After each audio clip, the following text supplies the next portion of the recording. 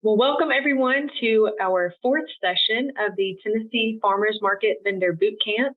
Today is Thursday, January 26th, and my name is Rachel Painter. I am a value-added agriculture marketing specialist with the Center for Profitable Agriculture, which is a part of UT Extension. Today we have with us Casey Haire, which is the president of the Tennessee Association of Farmers Markets. And today she's going to be talking about being your best at the farmers market.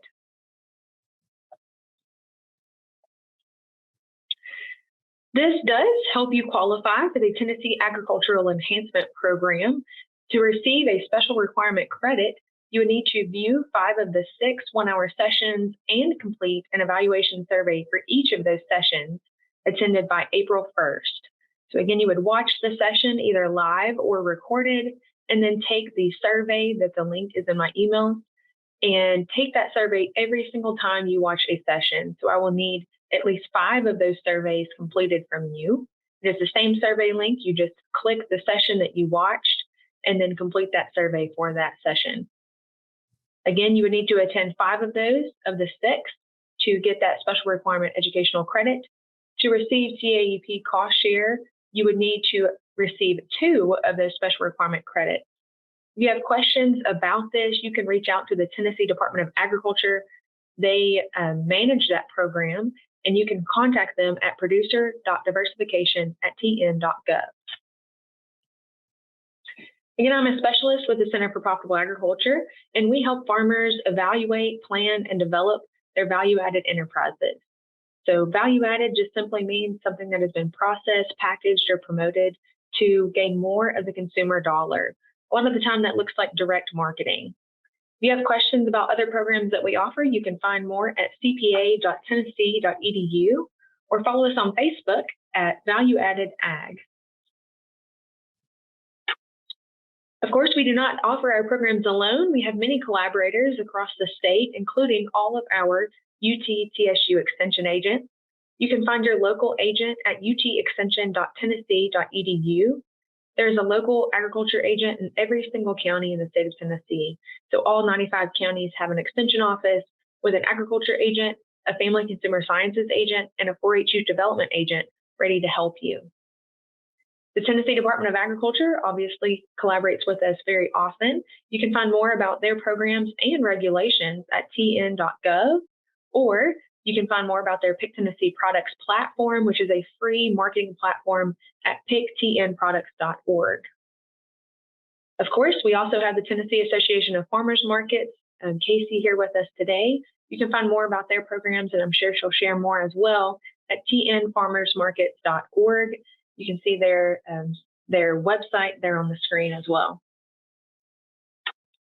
So without any further ado, I will turn it over to Ms. Casey Haire with the Tennessee Association of Farmers Markets. And I would encourage you to follow along with the programs that they offer and consider becoming a member as well. So like Rachel said, my name is Casey Haire. I'm the current president for the Tennessee Association of Farmers Markets. I also manage farmers markets. So in 2023, I'll be in charge of the Nolensville and the West Haven Farmers Market. And I'm also a board member for the Pick Tennessee Conference, which is coming up in just a few weeks in Franklin. So if you haven't registered for that conference, it's a really great educational conference. I believe they have over 75 different sessions over the course of 3 days. Several state associations come together to plan that and put together a really great educational weekend. So today we're going to be talking about being your best at the farmers market. We're going to go over basic farmers market operations. We're not going to spend a ton of time over this, but I want you to kind of get an idea if you've never done farmers markets before, kind of what to expect going into it. We're going to talk a lot about booth setup and branding, sampling at the farmers market, and working with your fellow vendors and area shops of where your farmers market is located and restaurants to really help expand your customer base. So farmers markets, there's not a box that any farmers market fits in. So you really are going to want to research which one best fits your brand, your time commitment, and the community that you are most interested in serving. Farmers markets can be managed by a government entity, such as a town, a chamber of commerce. They can be a private for-profit business, or they can be a nonprofit on their own or a subsidiary under another nonprofit. Markets rules range from being producer only, which means you have to grow or make the products that you sell, to allowing some resellers at market, meaning they can go to an auction, add some products that maybe they don't grow themselves. Some markets require a full-time commitment. So when you sign up for the market, you commit, you're going to be there every week for however long their season is. And others are a little more flexible, where you can set your schedule. You can be a bi-week or a bi-monthly vendor, a pop-in, whatever. The market fees also range. Every market sets their own fees. So some are required to pay ahead. So you pay for your space at the beginning of the season for the whole season. Some charge a percentage of sales, and that can be a little different. You can do a percentage, an actual percentage, or a sliding scale that's based on your sales at each market. So you just want to dig in, find out about the market that you're interested in selling at, and make sure that the rules and the way that they operate really align with how you feel best fits your company. So applications typically are open now. That's November through March for summer markets. In Tennessee, the summer market season is May to October.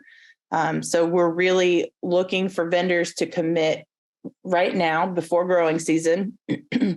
It's a good idea to always contact the farmers market manager or operator to ask where their application is posted, or if you can get on an email list for when applications open. I know that we will open it up to returning vendors first to allow them to secure their spot, and then a few weeks later open it up to new vendors to fill those gaps that we still see. Lots of markets are moving online to management software systems such as FarmSpread or Manage My Market. So having a computer and internet access is really vital to getting into those applications. And then sometimes there is an application fee involved, just like the percentage of sales or whatever, they range. But those are usually set to offset the cost of the management software and just to help make our communications more streamlined. Requirements for farmers markets, and this is pretty broad, but all market vendors must follow applicable TDA and health department laws. Farmers markets are regulated by both of those laws because we have vendors on either side of the aisle there. You want to make sure that you're knowledgeable about applicable labeling requirements. So if your business falls under the Cottage Food Law or the newly enacted Food Freedom Act, there still are requirements that you need to follow in order to be able to sell to the general public.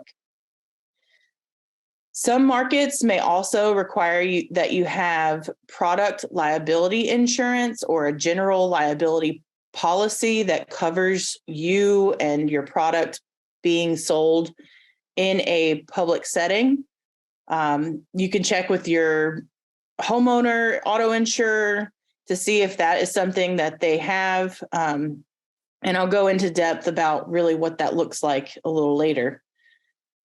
Sales tax and business licenses are not required to do business at the farmers market. Like I said earlier, there's not a box of rules that all farmers markets have to follow, although some management of markets may require that you have a business license and a sales tax certificate. So common mistakes, not visiting the market prior to applying. if you are interested in a new market, my first suggestion is to go visit that market as a customer, shop it, walk around, talk to the vendors. If you can find the manager or someone on staff, a quick conversation is a good idea, just to kind of get a feel for how things are working. That's step one. Sitting down behind your table when you're at market, we'll talk a lot more about customer service and market etiquette. For getting an important supply for your farmers market setup, poor table presentation, which we'll talk about that as well, and missing important communications from the market manager is, another important thing. Markets are fluid. There's always, because we set up outside or inside and we usually partner with other organizations, there are hiccups sometimes. So you want to make sure that you get and read all of the market manager's communications. So that way you have all the knowledge up front and nothing pops up. Insurance. General liability is super easy to obtain. Like I mentioned before, you can check with, if you work with an insurance agent already, check with them, see what they offer. If not, there are two super easy companies that offer and work specifically with farmers market vendors. So artisans, crafters, and tradesmen, actinsurance.com. That's for non-food products. And then the FLIprogram.com if you have any kind of food product, food trucks, caterers. And then as a member of TAFM, that we have a discount code, so you can log in and get that discount code for the policies. Most all general liability, I think it's about $1 million limit. And then some markets require that their market or their nonprofit entity or the government, whoever's overseeing the market, be added as an additional insured. Through most insurances, adding additional insureds should not cost money. So make sure you talk to whoever you're going to get insurance through to make sure that there's no charge for that. So farmers market booths. We're going to spend a lot of time talking about how to set up in different ways, because every market has different setups, styles, whether it's on asphalt or grass, time frames that you can set up. Some markets you can have 2 or 3 hours to get in and set up and be able to take your time, while others may only have an hour. Some markets you may be able to park behind your space, so it's super easy unload and load up, where others just don't have the capacity for that. So you want to be flexible in each new event on how you set up your space. And there's a few key elements you want to be sure to have. So for the space itself, if you have a pretty narrow space, a simple table out front is best. It gives the customer room to shop in front of your spot and then you to restock in the back. For larger spaces, a U-shaped setup is best. So if you have multiple tables, you can do kind of a U-shape where you're in the back. It really invites the customers into your space. And during those hot summer markets, it allows the customer to come in under some shade to speak with you and spend more time looking and learning about your product. So you can see here, most farmers market spaces, especially those markets that are outside, the standard space is about a 10 by 10 tent size space. For that larger space, a U shape or an L shape where you have your tables coming into the tent is really the best, because it does invite the customer into your space. It protects your product, especially if you're selling produce or greens. It gives that product more shade. And you want to add height to your table using signage, baskets, shelves, crates to stack your items. And the banner, you want to hang your banner up high in the back, and you make it so what you're selling is very clearly able to be seen from far away. So some customers will kind of walk into the middle of the market, scan around and see if they can see something that they specifically came to the market for and start there. So like, as you can see in this banner, she has rabbit meat, sheep. So she has lamb, and then goat, because she sells goat milk, goat cheese, and goat soaps.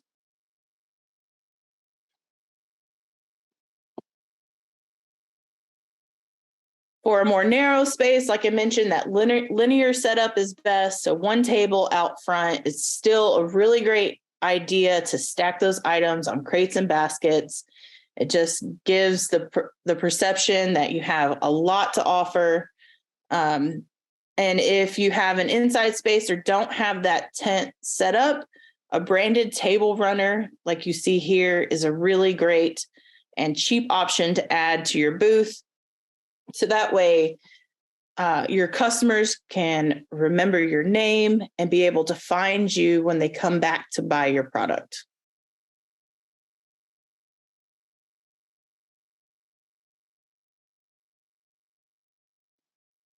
So displaying product can really make or break a market.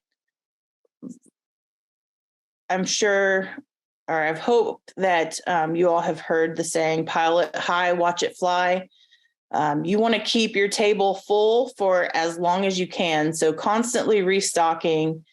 Again, that adding any kind of risers or stacking crates helps the perception that you have more, even if you don't. People like, and customers and consumers like to see abundance, and for whatever reason, psychologically, that draws them to that product. Whereas if you only have one or two of something sitting out on a table, they might pass it by. Customers can reach 2 to 3 feet into a table without feeling awkward. So again, it just talks about using risers and baskets to elevate the items in the back to make them more visible.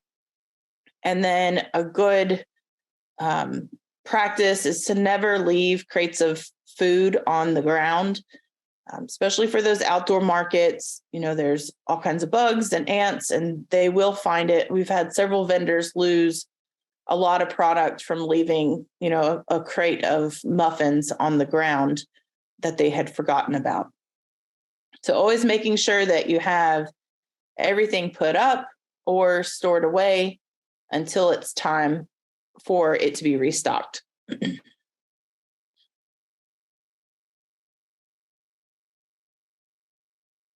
here's some more examples of really great ways to stack and make the product look more abundant. This first picture on the left, he created some risers that really got the product up off the table. And then, he can lay them flat. So if he doesn't have a lot of a certain product, he can still elevate it to make it look fuller. And then the picture on the right, lots of crates used to create that higher elevation on the table, and showing the produce kind of falling out of the crates just is a beautiful. It's really eye-catching and draws a lot of customers.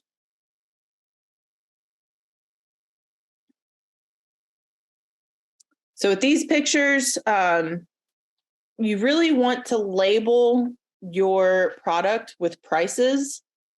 We'll get into kind of the psychology of why that is, but the first picture, she doesn't have the signs, but on her, she uses a butcher paper tablecloth and writes the variety of tomato and how much they are a pound.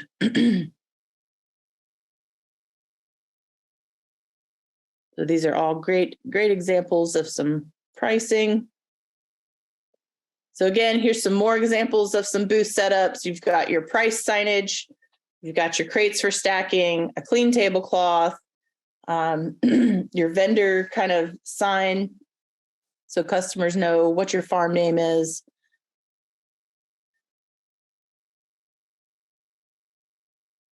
Here you've got both branding with the banner and the table runner, tabletop stacking with the board standing up, with also the pricing signage and a clean tablecloth. I think one of the biggest mistakes some vendors make is forgetting a tablecloth or not bringing one. It just gives it a cleaner look than just having just a plastic table sitting out with abundance of produce sitting on it. Again, here, lots of stacking, the pricing is clear, and then the fun tablecloth to really bring everything together.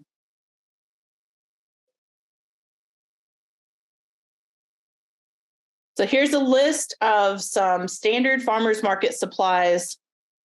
A 10 by 10 tent, especially for those outside markets, tent weights or stakes, depending on if you're on grass or asphalt. It's really recommended 25 pounds per leg, but if you can do more, then please do. Tents are like giant kites, and we have seen and had a lot of accidents where tents have taken off due to a gust of wind.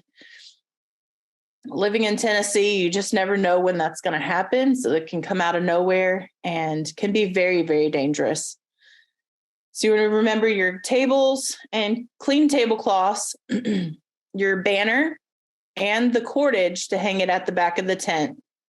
And you should have your farm logo and or name and your location, and it should clearly identify what you sell. Business cards are always a good idea.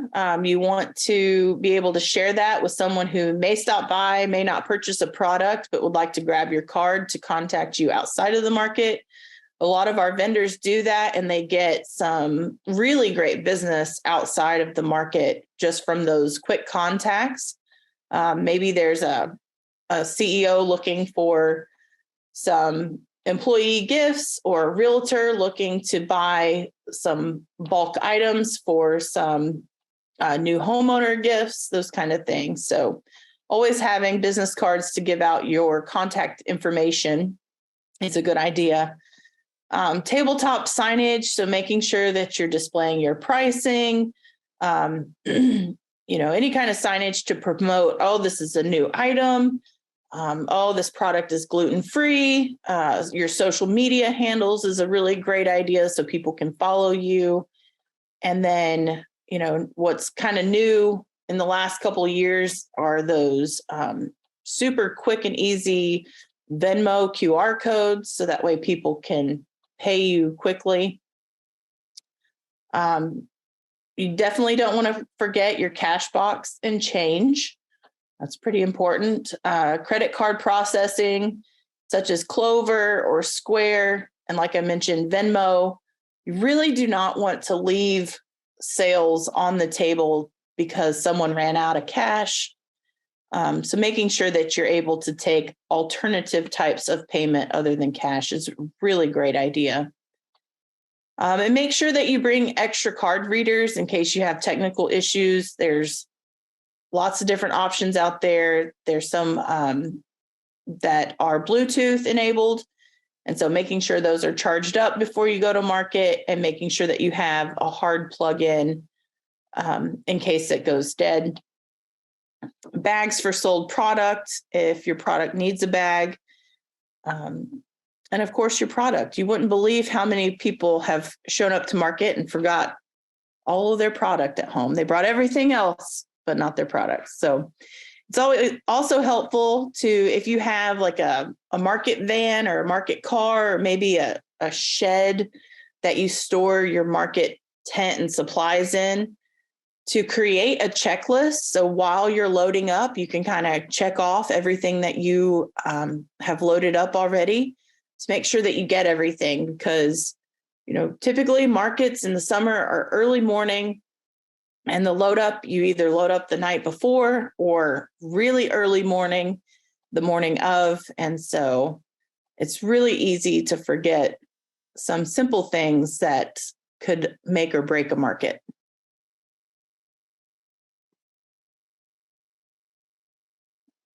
So farmers market customer service, really important. We have a couple key points to remember. Leave the chair at home. I know it's difficult to stand up for 6 hours, especially, you're moving around all the time.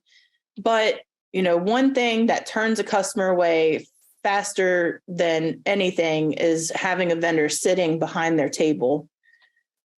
Customers, whether you're sitting in a chair on your cell phone or have AirPods in, and maybe looking away, customers will just pass your table up because they don't want to interrupt whatever you're working on or seemingly working on. So make sure that you're standing, you're alert, you're aware, and you are talking to each customer that passes by, whether they stop or not, just so that way you're giving each person attention. If it's hard to be on your feet all day, opt for a director's chair. So it's similar to a camping chair that just sits up a lot higher. So that way you're still at eye level with your shoppers and you're above your table. Going back to the labeling, the pricing, some customers do not want to talk, and they want to be able to know what your pricing is and be able to, point at what they want, pay you, and walk away. The customers that do want to talk will still ask you for the pricing, even though you have it labeled. And they'll continue to ask questions and create a conversation and really start working on that relationship with you. At the farmers market, the reason why people shop and customers come for local products is because they want that relationship with the grower, the baker, the maker, like whoever is there selling. They want that relationship, or else they would just go to the grocery store, go to Whole Foods and buy something from a local farm that, just has a sticker of their farm name above it. They want that conversation. So treat your customers like family. And if you treat them like they're a nuisance, like you're on your phone and you have to sit your phone down to take care of them, you'll lose more customers than you want.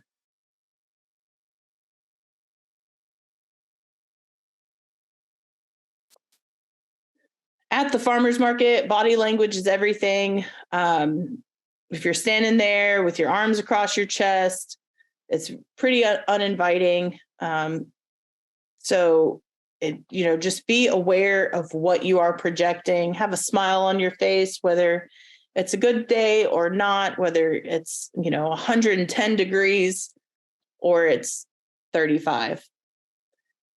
You want to really project that you're happy to be there. You love your job and you love your customers, and it's just going to keep people coming to your table.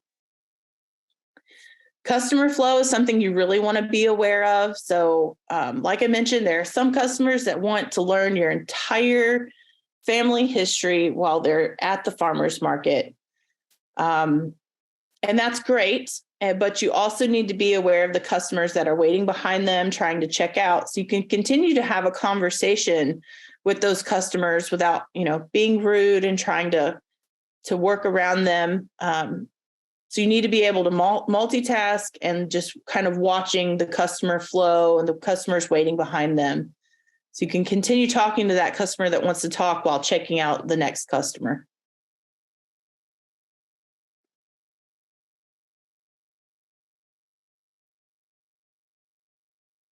Celebrate the seasons. It's really fun to kind of change up your booth decor.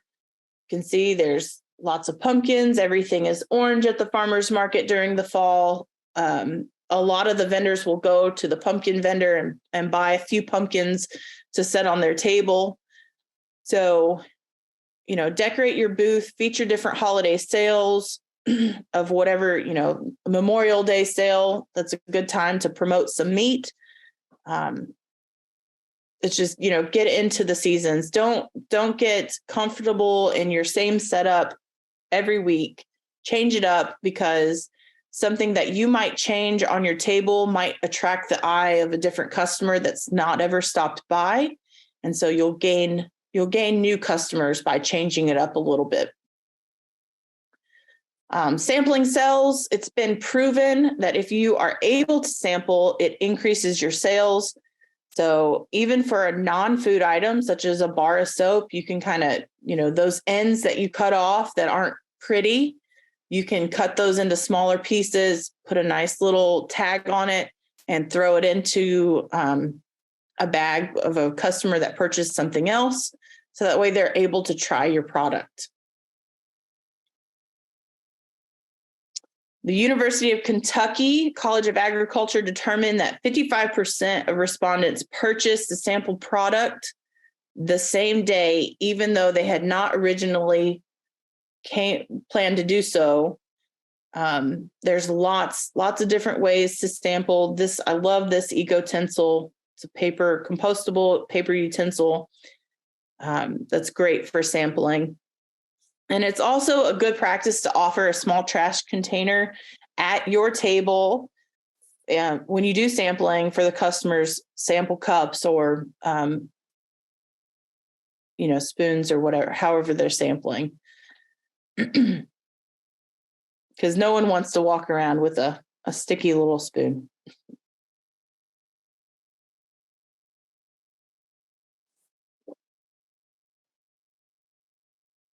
Going back to farmers market customer service, be consistent. And by being consistent, I mean show up when you say you're going to show up. Customers who count on you to attend the markets need to get their weekly groceries from you. So they count on you, they make lists, they plan their menus for the week based on you being at market.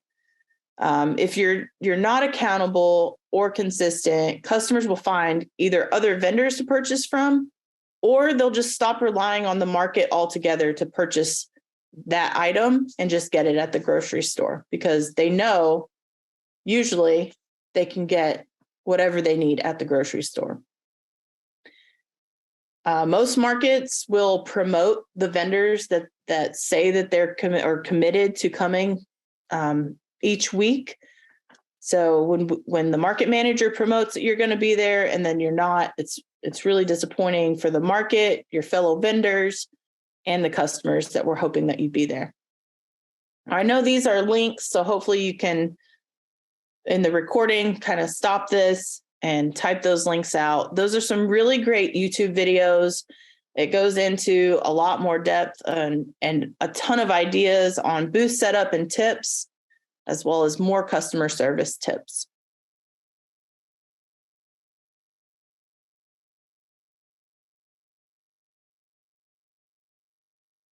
I won't spend a ton of time talking about social media and branding. I know there's lots of experts out there that you can get really great information from. My biggest 5 takeaways for social media and branding are to post, take pictures around the farm, things that are kind of everyday tasks or chores. They may seem mundane to you, but people that don't live on a farm, they work in the corporate world. They don't get to live that creative lifestyle. It's really, I've found, very intriguing for customers to get a glimpse into the farmers market lifestyle. It's also a really great learning opportunity for you to share, how you live on the farm, and what that looks like, the good, the bad, and the ugly. You want to make sure that you tag your farmers market social media so they can share your posts. It's the easiest way for market managers to see your posts if you go ahead and tag them. Obviously we try to spend a lot of time on social media promoting the vendors. And so the ones that take the initiative to tag us, they're the first ones that get shared, and they're the ones that get shared the most often. You want to be consistent. So whatever your social media looks like, be consistent with it. Even during the off season, the winter time, continue to post those, what are you doing during the winter to prep for your summer growing season?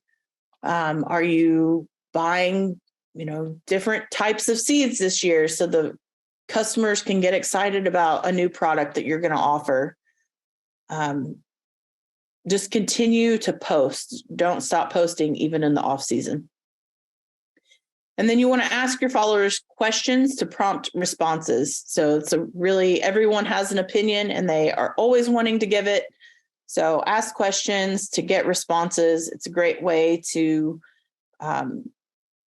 survey your customer base and to get some feedback. It's also a really great way just to get some connection and some engagement in your post, which then helps your post reach more people.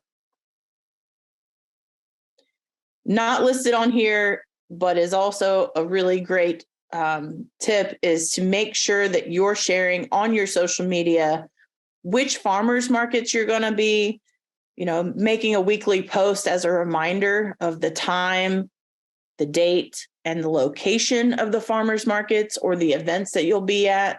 So that way your followers can find you.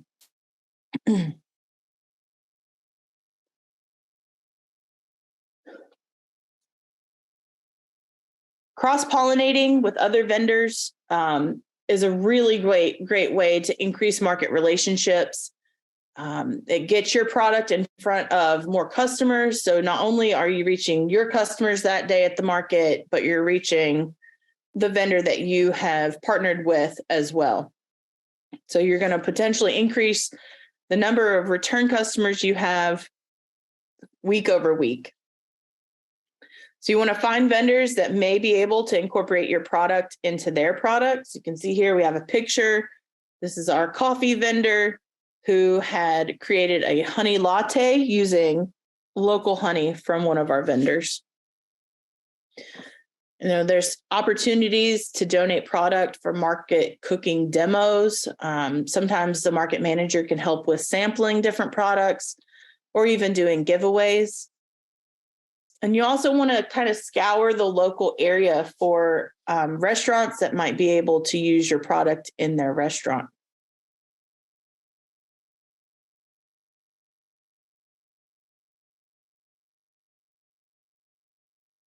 All right, are there any questions?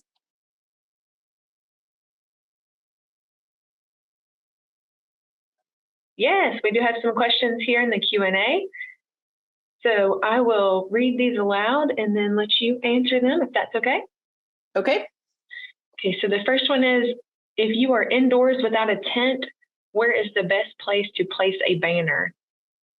So if you're indoors without a tent, the best option would be to do some kind of tabletop signage or that table runner. You can get those super easy branded tabletop runners on Vistaprint. I'm sure there are several other printing companies that do those table runners, or any kind of tabletop, picture. You could print out a picture of your logo, your farm name and location, put it into a picture frame and just set it on top of your table. Perfect. What are your thoughts on checks at the farmers market? Checks are a sticky situation. There's a little bit more liability in taking checks. I'd say that if you have a customer that has been a customer for a while and is, returning, there's a little bit of a relationship with that person, then yes, I would say if you trust that customer, then take the check. I just feel like there's so many one-time stop-ins, tourists that come to market, that if that check isn't good, that there's a lot of liability on the vendor. So there's so many other payment options out there. that I would recommend taking before taking a check. Agreed. Okay, and the next one, any recommendations on navigating slower customers or those that are not aware of others? Just again, navigating that challenging customer at the market. Yeah, it's always tough because you don't want to come off rude. You want to continue to build that relationship with that customer without making them feel bad. I think just, like we mentioned, be aware of the flow. If there are customers that are done looking, that are ready to check out, I think it's perfectly fine to step, one step to the side, check that customer out, continue making eye contact with that customer that is still speaking with you. Or you can say, hold on one second, let me check this person out, and then we'll keep talking about whatever we're talking about. I think there are some really, easy ways to, without blowing that customer off, to keep working. Obviously, if you're able to have multiple people at your table, that's the best course of action. If you can have, bring somebody with you to market, have multiple people able to check out, that helps you keep your line moving faster. When you have a lot of customers, it allows you to be able to step aside and grow relationships with customers that want to spend a little more time talking while you have someone checking out the quick folks. So it's just being aware, being courteous, and saying, give me 1 second when you need to. Great. Next, do you have any suggestions of free samples for a flower farm to give? And do you recommend a way to capture customers' contact information at a farmer's market? Okay, well, so free samples for flower vendors, you could, if you collect seeds, you could do some small seed packets. You could do some dried flowers, like petals. That's been a really fun, actually unique product that we've had at our market before, is these little packages of really colorful dried flower petals. That people have used as like on a cake decoration or as confetti or in a tea or on a salad. So those are a lot of fun. Or even just giving, a single stem to the kids. The kids love that. What was the second question, Rachel? Capturing the customer's contact information. So not giving them a business card, but capturing their information somehow. Any recommendations on that? Have an email list, a way to capture emails, either by having them write their email on a piece of paper.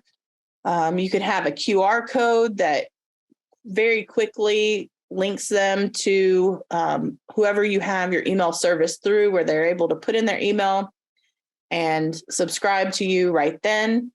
I would have multiple different ways. Some people choose not to have a smartphone or don't want to deal with pulling it out and would rather just write their email down. Mm-hmm. So having both of those options is a great way. I know that also if you use Square, the customer can opt for an email or text receipt. And so Square actually keeps that customer information. And so at the end of a market day or at the end of a month, you get some really great analytics from Square that tells you, hey, this person has shopped with you every single week, or you had, out of all of the transactions today, 40% of your customers were brand new. And then you can also use that contact information that the customers input into Square for their receipt to reach out to them later. So that's Square. I think Square is really great for that. Great. Next, how much does general liability insurance generally cost per month? So it obviously, just like our homeowners and auto insurance, it varies per person based on the hazardness of your product. I can say that I know the two websites that I shared before, so the FLIprogram.com, their policies start out at $299 for a year. And then it goes up based on what type of product you sell and how much you sell. So they're gonna ask questions like, what were your total sales for last year? What do you think your sales are going to be for this year? Just to kind of gauge how many customers you're touching. And then if you're not a food vendor and you opt for the ACT insurance, I believe that the ACT insurance actually has policies where you can do a 1-day event policy if you're just doing like a holiday pop-up market. You can do a 3-month policy, a 6-month policy, or a 12-month policy. And I believe, again, that year-long policy through them starts out at $299 for a year, which is super affordable. Okay, next. What about a farmer's market who wants an entire season, but you may have a small seasonal batch like honey that make it more challenging to commit weekly or for an entire season? I think start out having a conversation with whoever the market operator is and just let them know, like, hey, I only have this one product and we expect that it will be available during these certain weeks of the season. Can we get a discounted rate, or, what is your policy on that? I think just being clear up front, communicating, what you need and seeing if that market can fit for you, that's where to start. Obviously, I think most market managers are pretty knowledgeable about the growing seasons and, the hurdles that come with all of that, knowing that depending on how wet the summer is really pushes honey season up or down a few weeks. So, that's why I think looking for a market that can be flexible with that is important. Okay. This one says it's more of a comment. There are e-business cards such as Link, and you can have all of your contact information, payment options, and sites downloaded into a person's phone by using a QR code. There's many of those different, options for e-business cards these days. So a great comment. You could have that on your table. Next question is best practices for keeping your money safe at a market. If you can keep your money on your person, that's the safest way. So having like a fanny pack where you can do change pretty quickly. I don't know what those aprons are called. The waitresses wear them, where there's lots of different pockets. That's a pretty easy way. If you are solo at your booth and you have to walk away, obviously take your money box with you. Even the ones that have the key and lock, if you get left behind, those are pretty easy to break into. So someone could just snatch the box. We also share with our vendors, one of the first things that you need to load up is your money. So before you start trying to pack up all your fruits and vegetables and, put your cooler in your car, put your box in your car, somewhere inconspicuous. Don't put it in the front seat and you're with your car unlocked. Because we get, vendors get busy packing everything up, making sure they didn't leave anything behind, and don't really pay attention to someone that may be walking alongside their car. So put your money box up, put it in an inconspicuous space, like in the floorboard or under a seat, even in one of your market boxes. And that should be your first thing to pack away. Okay, and a follow-up on that, how much change or cash do you recommend coming with? That's a good one. I think you'll learn as you do markets what really works best for you and the community that you're in. Do they like big bills? Do they come to the farmers market with hundreds? I personally start out with about $100 and have mostly ones, and just a few tens, and then, just a handful of fives. So, every week you're going to learn more and more about what your customer base likes, brings to the market, and you'll be able to figure out what works best for you. It's a good idea to write on a sticky note what your starting bank is. So if you bring $100 in change, write that on a sticky note, put it in your cash box or in your pocket. Sometimes, we forget what we started out with. So that way, if you are at a market where you're having to calculate your total sales at the end of the day, you know how much change you started out with. And so it's super easy to pull that amount out, count everything that's left for your total sales. What about a farmer's market that won't allow for food samples? We started off the presentation that every market is very different. So it's working with your market manager and making sure that you follow their rules is the most important thing. Obviously, everything is different. Every place is different. So if you can have a conversation with the market manager and just ask, maybe why is that a policy, or I think just communication is key there. Mm-hmm. So now one about customer service. Obviously, everyone will at some point navigate a negative customer about your products. So if they are not interested in your products or don't like your products, how would you manage or communicate that? Difficult customers can bring out, the worst in people. And it is tough because, these products that vendors bring to market, that's their heart. That's their creation. And I would say that the number of negative customers at market are pretty low. However, that's not to say there are none. There are some people that like to voice their opinion.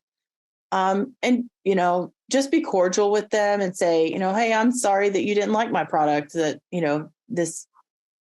it's not for everyone and everyone has a different opinion. I think don't try to be combative or explain why. And then if things get beyond your control or really uncomfortable, if there's a market staff person on site, bringing that person in to help kind of diffuse the situation is important. Yes. Any tips for pricing? No. Yes. There's so many different things. So here's a few tips. Plowboy Auction releases a pricing list every day of what commodities are going for. So you can look at that to kind of get an idea. I would suggest, and something that our vendors do at our market, they talk to each other. There's not a lot of competition between vendors at market, even if you're selling the same thing. Two egg vendors, one egg vendor may have come to market thinking that $5.50 was the going price for farm fresh eggs this week. And the other vendor may have decided that $6 was the new price because of the egg shortage at the grocery stores.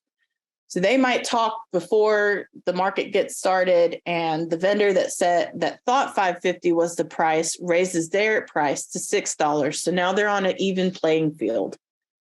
The one thing you don't want to do is go in, look and see, okay, this vendor's selling eggs for $6 a dozen. I think I'm going to price mine at $5 because I want to outsell them. You really want to be on a level playing field because it just raises everyone in the market. There's room for everything. And so make sure that you are kind of getting a feel for what other vendors are pricing at, and then looking at, what is the going rate. And then also, there's a lot of pricing calculators out there for if you make a homemade product, you want to know the pricing of and the cost of everything that's going into that product. So making sure that you are aware of your costs, so that way you are making a profit when you sell that product is important. Agreed. There's also the University of Tennessee Agricultural and Resource Economics Department does have some limited pricing from farmers markets that is reported across the state. I believe they only have a few farmers markets that actually report, though. So if you are interested in helping develop a better pricing, reporting system, I would encourage you to reach out to me or the Agricultural and Resource Economics Department, Dr. Margarita Valandia, and we can help you get set up to be able to report those prices, which then would help everyone else be able to go and see what those prices are at different markets across the state. The University of Kentucky Extension also releases some prices as well from farmers markets. So again, look at, like Casey said, the local prices, look at online prices for those products that you're selling, and just try to make sure that you're analyzing the market and also covering your cost of production. Okay, next, do you need to provide receipts at farmers markets? No, that's between you and your customer. If you're taking a payment via Square or Venmo, you can ask them like, hey, do you want a text or email receipt that your credit card provider gives you? You don't have to do a printed receipt. And I think that's pretty par for the course. I don't think customers come to the market expecting receipts for all their purchases. Yeah. Okay, we're going to have to hurry up and get through these. So next one, any display ideas for a meat vendor since everything has to be in a freezer? Yeah, meat is one of the most difficult things to put on a table and even to promote. It's hard to take pictures. With that being said, though, if you can get a really great photographer to take pictures of your thawed meat cuts, creating a picture board is probably the best way. I've seen a couple displays where vendors have, maybe 8 or 10 of those small coolers sitting up on a table with a list on the front of the cooler of, which cuts are in this cooler. So when you open that cooler, you're not opening up a huge cooler. And that way the customer can look at the cuts of meat that you have. That's pretty much it. You got to keep it in a freezer, so it's hard to see. If you have a really large setup, there's some really great display options at the Nashville Farmers Market. If you can go and visit, they have some awesome meat vendors there that have some of those clear top slide door freezers. So you can actually look and see what the cut is. So if you have the capabilities of loading that up and taking that to market, that's a great option. Maybe one of those clear front freezer, stand-up freezers or tabletop freezers. But yeah, that's the $1 million question. Okay, next. Any suggestions on places to order large signage and vendor tablecloths? Vistaprint, hands down. They have sales all the time, 40% off coupons. If you Google search Vistaprint coupon, it'll come up with, like 30 different codes that you can try to input to see what's valid. So we do everything through Vistaprint. If there's a local printer in your community, that's a great way to partner with somebody local that, may be able to do some bartering for some product, for some printing. Yes. Next, is it better to include tax in the price or add tax, especially if not all products have to be taxed? So I would say, my input, we did have the tax session on Tuesday, and I believe from Billy Trout's recommendation, he would say to increase your price so that you can pay that tax, but you're not having to calculate that right there at the market to the customer, and so that they aren't confused with the prices that are labeled versus what you're asking them for when they are trying to exchange money. So again, I would say increase your price in order to capture that tax so that you can pay it, but not necessarily explaining that to the customer. Casey, do you have any other input? Ditto. Do that. The customer wants to know what they're paying, and when you tell them a different price, it's surprising to them. Do the same thing for your credit card percentage. So that way you can take credit cards too. Agreed. Okay, last question. Said your presentation was so helpful. Any one key tip for a first-time market vendor? One key tip. Ooh. Communicate with everybody. The market manager, your customers, social media, communicate. That's it. You can, you're going to show up to market, your first market, it's going to be kind of exhausting and probably, your eyes are going to be spinning at the end. Take notes right after you get loaded up. If you can sit in your car, take notes of what good happened and some changes that need to be made. Implement those changes at the next market. It's ever evolving. So you can always be making changes and trying to improve what you do, your processes, make them smoother. Also, walk your process through as a customer yourself. So walk up to your table, look at how it looks, and think about the checkout process for a customer. Is it clunky? Is it super smooth and easy? Do they know what to expect? All of those things I think are super important. Yes. Well, thank you all. We have run over a little bit, but I think we've had some great discussion and great questions. If you have any follow-up questions, feel free to reach out to me or Casey directly. You can email me as well anytime throughout the year. So again, thank you for joining us. This was Casey Haire with the Tennessee Association of Farmers Markets. And again, watch for the follow-up email so you can take the evaluation. And thank you for joining us.